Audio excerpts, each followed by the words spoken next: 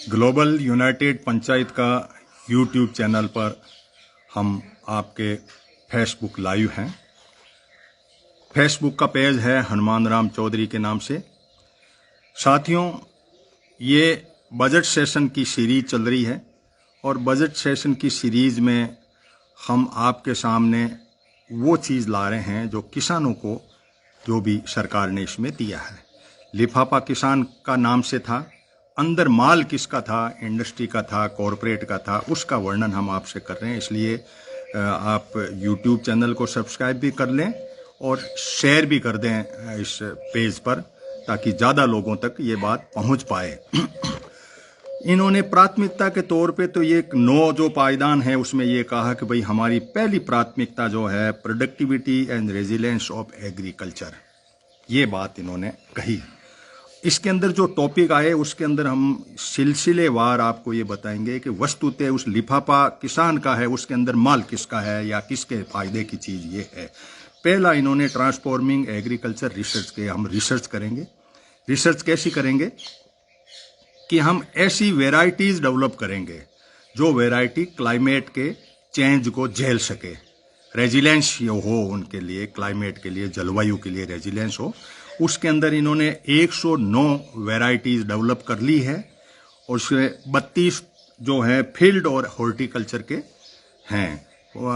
Horticulture के मायने तो आप बागवानी जानते ही हैं, लेकिन फील्ड की मतलब ये है कि ये आपके गेहूँ चावल वगैरह ये जो है, ये वेराइटी जो है, इनके अंदर 32 के ऊपर इन्होंने रिसर्च की है। अब इसका मतलब हुआ कि बीज में बांधा जा रहा है, क्योंकि जो 3 बिल आए थे जिनको सरकार ने वापस लिया था, उन 3 बिलों को वापस पुनर्स्थापित करने के लिए कोऑपरेटिव का सहारा लिया। खेती की बागडोर सहकारिता के मार्फत अमित शाह जी ने संभाली है। अब बाकी डिपार्टमेंट साइड बाई है, इसमें नाम है सिर्फ इनका कृषि मंत्री का, उनका कोई लेना देना नहीं होता है। कोऑपरेटिव के मार्फत आपकी खेती पोकार, इसके लिए इन्होंने मल्टी स्टेट कोऑपरेटिव सोसाइटी के नाम से 2022 में एक बिल पास किया।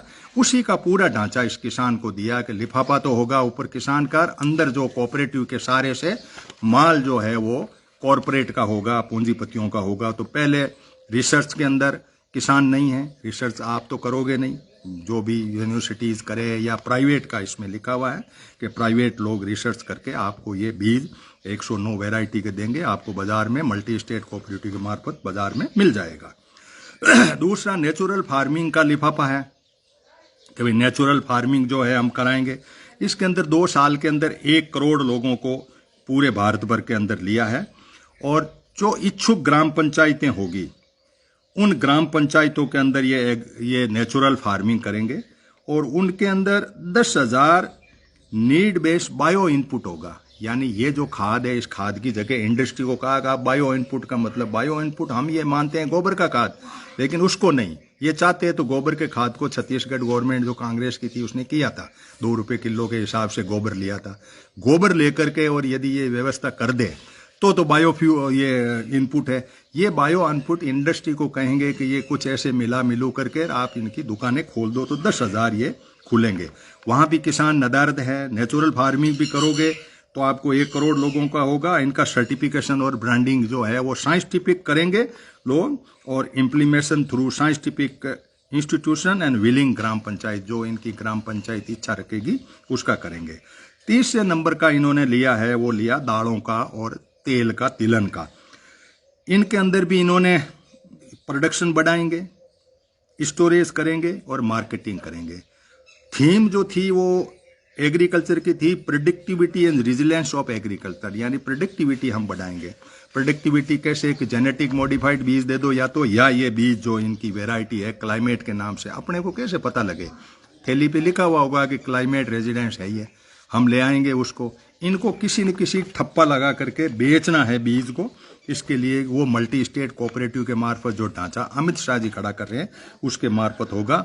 ऑयल सीड के मामले में भी इनको आत्मनिर्भर भारत के नाम से प्रोडक्शन बढ़ाएंगे, स्टोरेज करेंगे अडानी जी के गोदाम में और फिर मार्केटिंग वो करेंगे, वहां भी किसान नदारद है। अब इन्होंने वेजिटेबल पे कब्जा करने की सोची। पहले आपको पता हो तो आम, केला, अंगूर, सेब और हल्दी 5 क्लस्टर बना के पहले ही इन्होंने कब्जा कर लिया था। कॉरपोरेट के लोगों ने पूरा 10-10, 12-12 हज़ार हेक्टेयर की ज़मीन, 10-10, 15-15 गांव लेकर के, और इन्होंने वहां पे ये चीज़ें शुरू कर दी थी। अब वेजिटेबल के ऊपर है। वेजिटेबल में ये कह रहे हैं कि large scale cluster for vegetable पर क्लस्टर बनाएंगे हम लोग, और एफपीओ को कहेंगे कि उन क्लस्टर से माल ले आए, कोऑपरेटिव सोसाइटी का जो पैक्स है उनसे ले आएगा, और कुछ स्टार्टअप बनाना चाहेंगे यूथ वगैरह तो स्टार्टअप को भी वो ले लेंगे। इसमें सप्लाई चेन रखेंगे, कलेक्शन करेंगे, स्टोरेज करेंगे और मार्केटिंग करेंगे।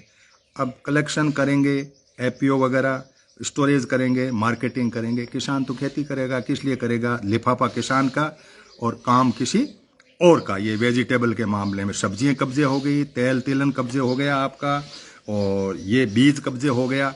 इसके बाद में इन्होंने अगला पॉइंट लिया है digital public infrastructure for agriculture. Agriculture के लिए 400 डिस्ट्रिक्ट में डिजिटल क्रॉप सर्वे की जाएगी, और फार्मर को 3 साल के अंदर अंदर 6 करोड़ फार्मर्स की जो लैंड है उसको डिजिटलाइजेशन करके, और इनको ये पता रहना चाहिए कि यहाँ जमीन पड़ी है, ताकि वो लेने में सुविधा। अभी तक राज्यों के पास है, पटवारी वगैरह ये रखते हैं, लेकिन ये डिजिटलाइजेशन करके डिजिटल पब्लिक इंफ्रास्ट्रक्चर खड़ा करेंगे।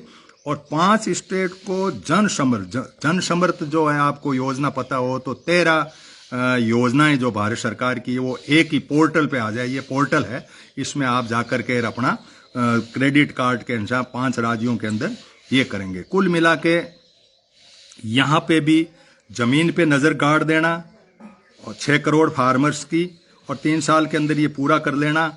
और ये ड्रोन वगैरह जो आपको घुमाने हैं उसके अंदर भी किसान कहीं भी नजर नहीं आता, वही आती है। एक झींगा मछली के प्रोडक्शन और उसको एक्सपोर्ट के मामले में, एक्सपोर्ट 2 चीजों का होगा। नेचुरल खेती का एक्सपोर्ट होगा, क्योंकि नेचुरल के मामले में ये माना गया है कि बाहर के देश ये चीजें अपनी नहीं खा रहे, क्योंकि आप लोग पेस्टिसाइड वगैरह ज्यादा डालते हो, दवाइयां ज्यादा डालते हो, इसलिए वो लोग नहीं खा रहे हैं। इसलिए इन्होंने कहा कि नेचुरल खेती करो, यानी एक्सपोर्ट पे ध्यान है। किसान का कोई नेचुरल खाए कि नहीं खाए, भारत के लोगों के लिए जेनेटिक मॉडिफाइड बाहर वाला ले आएंगे। वहां रिसर्च हुई है जीएम की, उसको ला करके और यहाँ पे ये कर देंगे। सरसों आपके आ ही रही है, कपास आया हुआ है, आपके सामने चल रहा है, ये इसको करके ये आप झींगा मछली का एक्सपोर्ट करेंगे। वहां भी मछुआरे कहीं नहीं है एक्सपोर्ट के मामले में, उनका कोई ऐसा कंपनियां नहीं बनी हुई है। वहां भी लिफाफा जो है वो उनका नहीं है मछुआरों का, और अंदर का माल एक्सपोर्ट करने वाली कंपनियों का है। नेशनल कोऑपरेशन पॉलिसी बनेगी।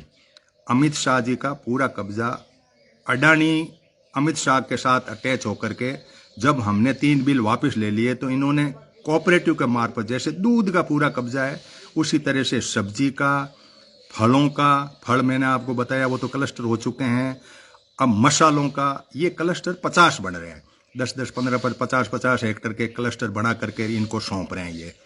अब आपकी 2-2, 2.5 एकड़ की जमीन है, उसके अंदर आप कैसे टिकेंगे? इनके मार्केट के अंदर कोई उनको नहीं है। अच्छा, नेचुरल फार्मिंग करने वालों को ये एमएसपी देने की घोषणा अंत में जब दबाव आएगा तो ये कर देंगे। उनमें देने में जोर ही नहीं आता। माल एक्सपोर्ट 10 गुना माल रेट से बाहर जाता है, बाहर के देश आपको दे देते हैं।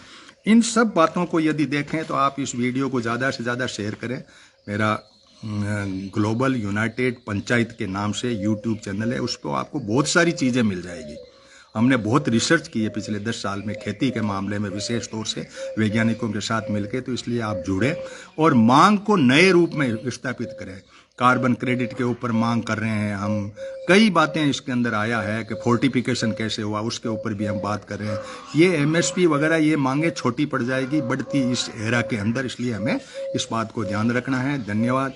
आप इस बात का विशेष ध्यान रखें कि ये वीडियो ज़्यादा से ज़्यादा किसानों तक पहुँचे, और आप भी सलीके से पढ़े। मैंने भी ये किताब में हार्ड कॉपी निकलवाई, पढ़ा, और अंदर से जब देखा तो लिफाफा किसान का था, ऊपर किसान लिखा हुआ था, अंदर जो माल था वो दूसरे का था। इसलिए धन्यवाद आप सभी को।